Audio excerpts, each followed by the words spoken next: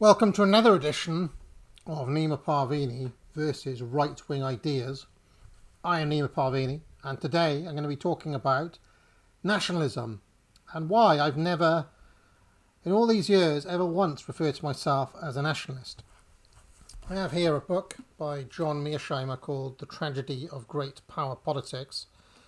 Note that he doesn't call it Tragedy of Power Politics Between Nations.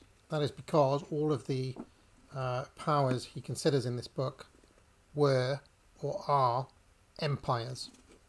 All of these books I have behind me are the histories of empires, because the history of the world is the history of empires. Before I get going here, pick up a course at the academic agency. Promo code SHREDDER gets you 25% off all courses. I'll play the ad, and when I come back, I'm going to talk about nationhood and empire. It's promo code SHREDDER. World-class education denied to you by school, denied to you by woke university. Well, no more. Pick up your course today. 25% off all courses with promo code SHREDDER. That's SHREDDER. Buy it now. So like I was saying, the history of the world is the history of empires, and as such, nationalism in the abstract, I believe, is utopian and unrealistic. And I've developed this view over many years. I've listened to a great many self-avowed nationalists, white nationalists and so on, and it strikes me that their view is unrealistic. For example, what does it mean to be a Belgian nationalist? What does it mean to be a nationalist for any small nation?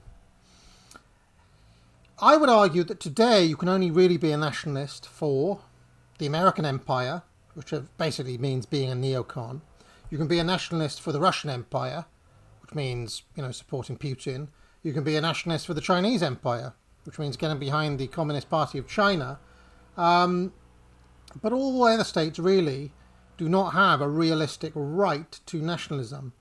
Any quote-unquote nationalism is afforded by another great power, such as, I would argue, Ukrainian nationalism. This is clearly funded and fostered by NATO against Russia.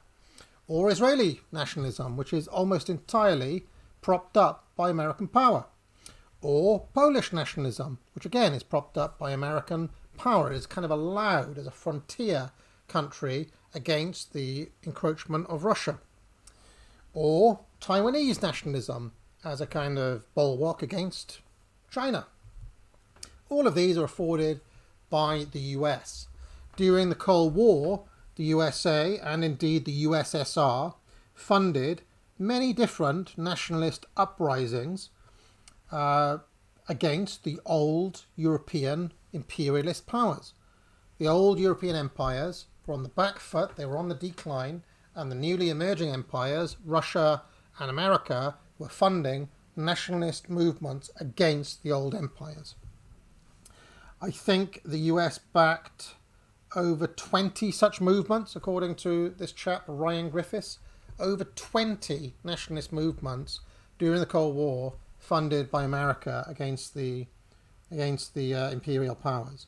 In America, obviously, in the Soviet case, obviously, it came with a kind of communist flavour, although the communists also used nationalism for their cause, as Stalin did, as Mao did, Ho Chi Minh did in the Vietnam War against the Americans, which again really was a battle against the old European powers, in that case the French Empire. So so you can see that nationalism as a bottom-up sentiment, I wouldn't say it's a delusion. I would say people do feel nationalistic, they do feel pride in their country, but often that is indulged or that is played on by elites for a specific purpose and a wider geostrategic purpose. Okay, your nationalism is probably the pawn of some other power trying to do something most of the time. Even in the case of like Iran, for example, Iran has tried to kind of go it alone against the great Satan and against the little Satan, Israel. Okay, but in the process, it has found itself folded into Russian power and Chinese power. So it still ends up being an imperial pawn in a greater chess game. This is really the history of nationalism proper, when properly considered. Soviet and US covert regime changes during the period of decolonization, the post-colonial period of the Cold War, they funded 64 covert regime changes between them in a very short space of time. Many of them were overtly nationalist movements. And, the Ukraine example is, they've given billions upon billions, $175 billion since 2022 given to Ukraine. Russians have given lots of money to some of their proxy forces around the world as well. So, yeah, I mean, in such a case, in such a situation, that's the actual reality of things. What is your nationalism? Your nationalism is a ploy. You're basically being played by somebody else. This is why during the whole Russia-Ukraine thing, which is still ongoing, I was always reluctant to kind of come down on the Ukrainian cause, because it's obvious it's being propped up. It's obvious that it's, a stratagem by empire. Okay, now you could say, well, as some people do, as Richard Spencer has, what he just supports the NATO empire. He supports that. He thinks that's good. I'm more ambivalent about the current empire than him. But I'm realistic to know that the kind of romantic nationalism that is trying to be G'd up in the Ukrainian cause it's a play. It's another pro wrestling scenario where you're being played.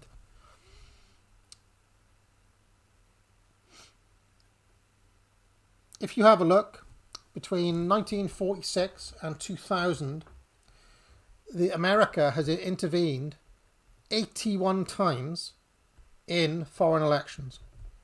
That is, other countries are trying to have democratic elections, and America doesn't like the outcome that the people are going to vote for, so they intervene to ensure that the force that they want wins. 81 times between 1946 and 2000.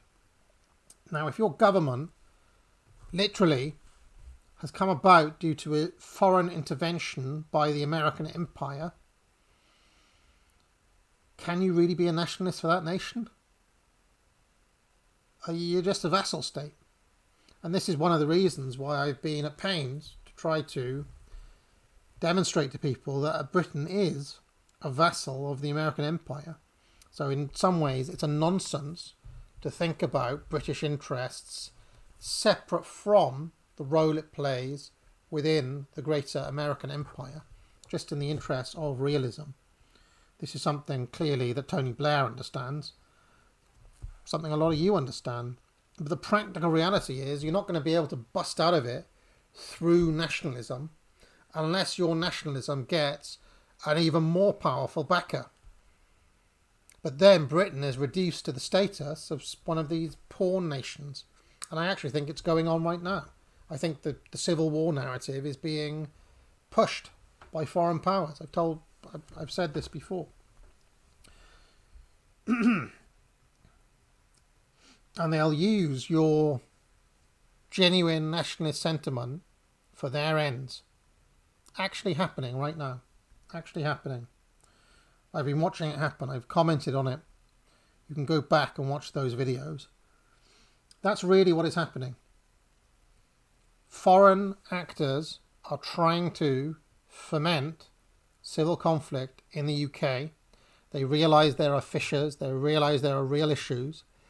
And they think they can profit off the genuine anger of British patriots at this moment. probably work too. Nationalism is a very strong motivating force. When the state runs out of options, it always turns to nationalism, always, as a final resort. All communists in their writings admit that nationalism is a stronger driver to drive people to pick up a gun and die or fight than communism in the abstract. James Burnham, in The Managerial Revolution, talks about how during the early phases of World War II, the Germans had no problem getting people enlisted. They had no problem with volunteers because people wanted to fight for the fatherland. British establishment, French establishment, and American establishment had trouble recruiting in a time of mass unemployment. Why? Because people were not motivated to fight for abstract notions like liberty or justice or capitalism or, whatever else, whatever other slogans they threw at them. They weren't strong, whereas nationalism was strong. That's why Stalin had to move to nationalism to get Russians motivated to fight that war. Every leader ultimately knows this. So it's from the elite point of view, it's powerful to get plebs to do what you want them to do. Okay? But zoom out a little bit and you'll see that unless you're a powerful empire in and of yourself, it's almost pointless to be a nationalist. It's almost pointless because you're never gonna escape the raw reality of this. What's the best that you can hope for, really? The best you can hope for, as I've talked about, is a devolved, self-governed unit, something like that, which may be organised along ethnic lines, maybe. This in the current setup, if the elites decided, right, well, rather than try to have this forced integration model, which is never going to work, we're actually going to do multiculturalism in the manner of the old millet system, right? There's a black area with a black tribal leader. There's a white area with a white tribal leader. There's an Indian area with an Indian tribal leader. They all report in to the sovereign, right? To the Sultan. But whatever goes on in those areas, in those enclaves, is up to the local leader. They haven't done that as of yet. Okay, maybe at some point in the future they will, because that's a model, like I've talked about, that can endure for hundreds of years. Whereas what we're doing now doesn't really endure, as we're seeing, it kind of falls apart. Because at the moment what they're doing is they're kind of favouring, or they have been favouring, minority groups over the majority, and that's kind of not a recipe that lasts. All right, I think that'll do on nationalism. I've kind of said this quite a few times before. This is just one video where I'm putting all these ideas in one place. Let me know what you think. I don't want to know about ideological pushback. I want to know about practical, realistic pushback on these things. What are some times where nationalism, without the backing of some foreign power, has won out against empire? You tell me. I couldn't find any when I was looking. Because you could say, well, Vietnam, but in Vietnam clearly they had the backing of the communist powers, so it's not a good example. What you need to find is times in history where just like sheer nationalism has won out. Okay, now you could argue that Germany has some cases, like the Prussian Empire, right? But it's already tries to be an empire, and even the Third Reich tries to be an empire. And of course they lost. Ultimately they lost twice. So that's also really important. You can say, well, it doesn't matter that they lost. Well, it doesn't matter to the ideology, but it does matter if we are being realist and determining things by outcome, by what actually happens when the results are in. This is how we judge football. This is how we judge Jose Mourinho, right? His results were fantastic. He was unbeaten brilliant. But then results weren't going his way and he was judged accordingly and he was fired from successive jobs. Right? As it is in that world, so it is in political systems. We have to judge things by what actually happens. So, I'd love to know what some comeback on this is. I'm being deliberately a little bit provocative in this series as I sidle over to the centre left. But I also feel that it's important to question these things at this time, because these ideas are kind of all in the air. They're kind of talked about, they're joked about, they're bounced around, people meme them, they're, vibes based, like I said, slop brain, like I said. But who actually sits down and thinks about them? Or asks some of these questions? If they have done it, I haven't seen it. All right. Pick up a course at the academic agency. Promo code SHREDDER gets you 25% off. And I'll see you tomorrow.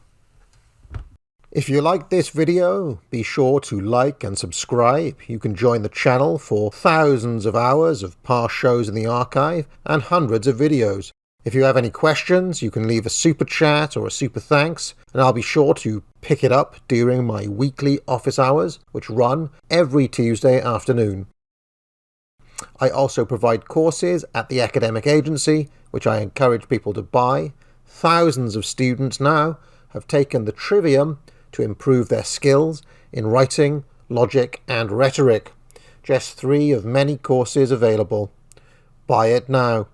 But most importantly of all, friends, get out.